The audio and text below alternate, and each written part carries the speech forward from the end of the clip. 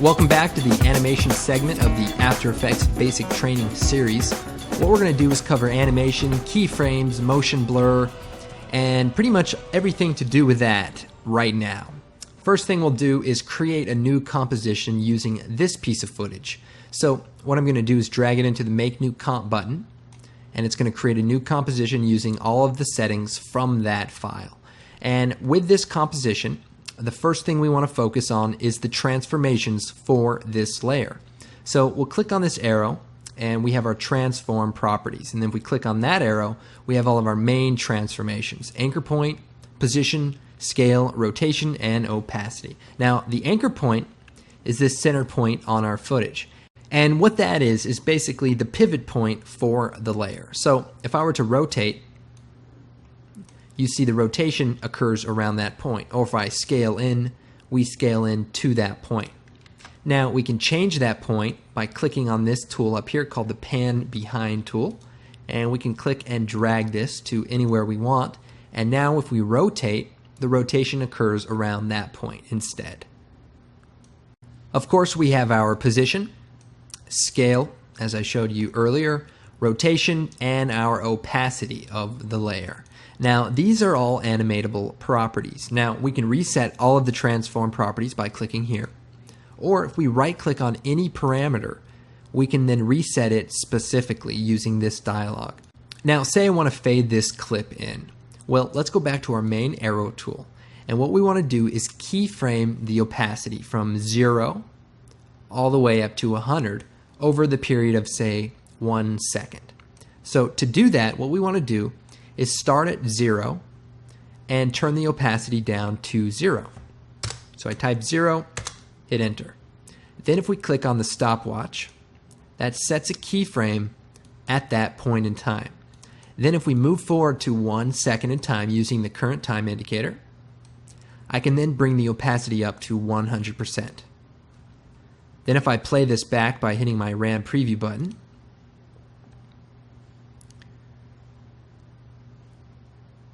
you see that our clip fades in over that one period of time. After Effects essentially interpolates that data across time. Now this works for any parameter. So say I want to get rid of this. Well, I can shut the stopwatch off and those keyframes are then eliminated.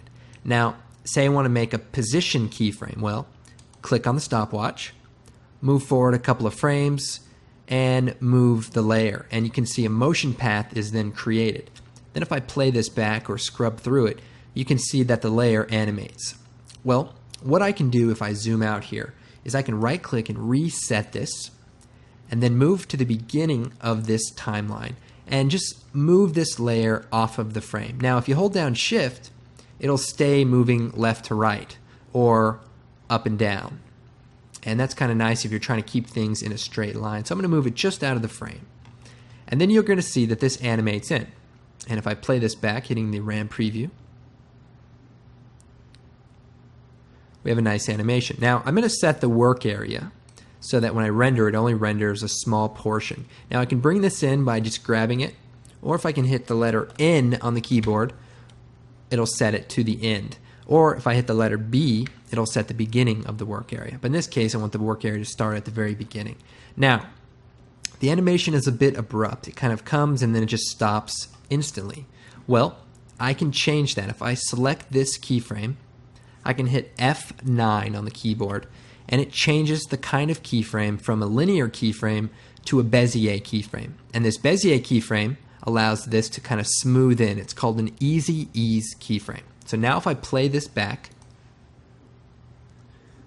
you can slightly see that it sort of slowly stops. And that's kind of what we want. Now we can also move the keyframes around if we want the animation to be longer or shorter. Now one thing that might be missing from this is motion blur. And motion blur is basically when something moves too quickly, it kind of blurs across the frame. Well, After Effects has built-in motion blur. Now to turn on the motion blur, every layer has a switch with a little ball bouncing, and that is the motion blur switch. So if we click that, that turns it on. Then for the composition, we can turn on the motion blur switch here, which enables it globally. Then if we play this back, you'll see our clip now has motion blur.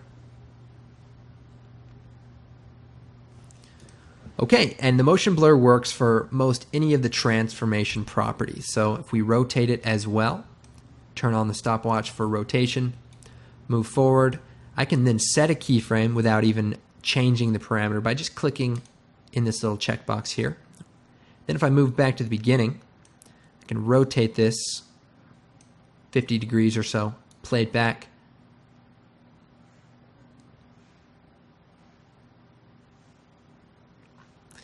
And our layer now kind of flies in. We can also add our easy ease curve to this keyframe by hitting F9 as well. And that'll just make the animation a little bit smoother.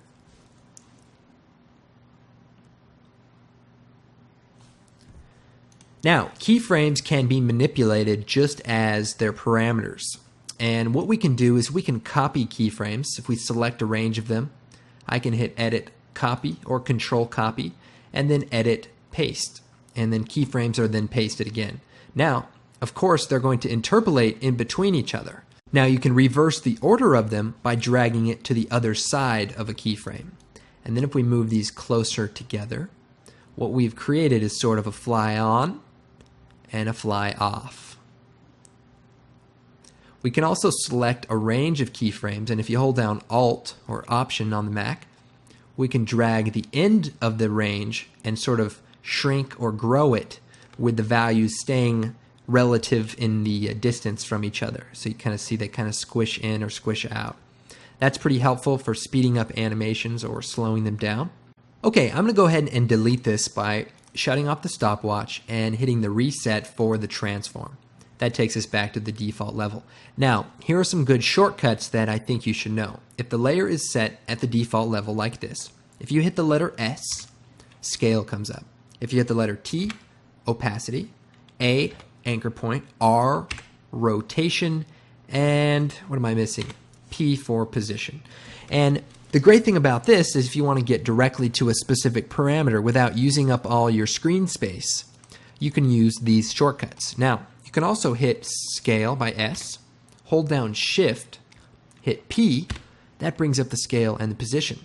And then with shift down again, hit R, and that way you can bring up any specific parameters that you want to affect. Now, like I said, this works with filters as well. So with the layer selected, I'm going to choose Effect, Blur, Fast Blur. And what I can do is turn the Fast Blur up, turn on the Repeat Edge Pixel to clear up the edges, set a keyframe for the blurriness. And remember, keyframes all matter on where the current time indicator is. So if you want the keyframe to be at the very beginning, make sure your current time indicator is at the very beginning. Click on the stopwatch, move forward, turn the value down to 0, and now we've created an animation where the blur kind of slowly fades out. Well, what if I want to bring up these parameters in the timeline? Well, we can toggle down to our effects, to our fast blur, and here it is, keyframes and all. But there's a lot of extra information that we may not need to look at. Well, we can close it, select the layer, and hit U. And what the U key does is brings up all of the properties that have keyframes applied to it. So if I were to bring up the opacity, holding down Shift and the letter T, I can turn the stopwatch on and fade it out just a little bit. Then if I were to collapse this and hit U again, those parameters would both come up because they have keyframes applied to them. Now, say I made an adjustment to my position.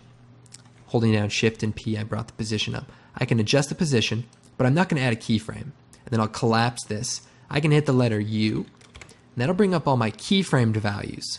Then if I hit U twice, this brings up all the parameters that have been changed from their default level. So the repeat edge pixels is usually off, but I turned it on, so it shows up. The position has been slightly offset, so it shows up as well. And that's nice for bringing up any edited parameters. Let's go ahead and delete all these for now. I'm going to reset the transform, delete our fast blur, and collapse the layer properties. Then I'm going to go back to my project window, and I'm going to take this cloud image and drag it out to our comp. Now let's talk about some more of the functions in the comp window. If I hit the tilde key, the key next to the number 1, I can then bring up a full screen mode that allows me to scale up layers. I can also take the rotation tool and rotate the layer directly in the monitor. Now if I go back to our main view, I want to show you a few things in the timeline. Now the way the timeline works is a stack. Basically anything on top shows up on top in the composition window. Now if I move this just out of the way, you'll notice that the layers are there. They're simply being hidden by anything that's on top. Now I can simply select the name, click it, and drag it beneath it, which allows you to move layers around. You can also toggle on this transparency switch. This allows you to see what is transparent in the background, so you're not confusing it with layers. Now in our timeline we also have our eye switch, which turns layers on or off. We also have our solo switch, which will solo any one layer, or you can solo multiple layers if you have a large composition. A few other switches here. We have our 3D switch, which we'll get into a little bit later, and our parenting switch, which is a very powerful function. For example, if I take our cloud layer, put it on top, and say I just kind of stick it right here, this is obviously photorealistic compositing here, and what I can do is grab this pick whip and drag it to my Tino layer. And now if I take my Tino layer and move it around in the composition, you see that that layer kind of stays connected to it. And that's because it's acting as its child and doing whatever it does. Now we can undo that by just clicking on None. And of course we can add effects directly to layers, but we can also create an adjustment layer. And this is a special layer. So if I select Layer, New, Adjustment Layer, what this is going to do is create a layer on top of our composition, and now if I add a blur to that layer, the blur is going to affect everything beneath this layer. This is helpful. Say you want to add color correction to everything and you don't want to have to copy and paste it to every other layer. You can choose Effect, Color Correction, Curves, make your color adjustment, and it applies it to all of the layers beneath it. Now, we can also bring the opacity of the adjustment layer down. So if I hit T, I can turn the opacity down, which kind of lowers the intensity of this specific effect. We can also turn the fast blur on and move the adjustment layer beneath the layer. So now it only affects this layer, not the layer of the clouds, which is above it. So if you have a bunch of layers, you can just put the adjustment layer over the layers you want to affect. Now, it will affect everything beneath it, and that's sort of the way it is. You can also create layers yourself in After Effects without using any footage by choosing Layer, New, Solid. And the solid settings allow you to make backgrounds. So say I want to make a red background, choose OK, it adds it to my project. I can drag this to the background, and now I have a nice red background that I can, add titles to, or make a video screen that has a bunch of smaller videos on it. Pretty good. I mean, this is like NBC style graphics here. Okay, well that's it for the animation segment. Check out the keying and transparency segment for a little bit more advanced compositing tricks.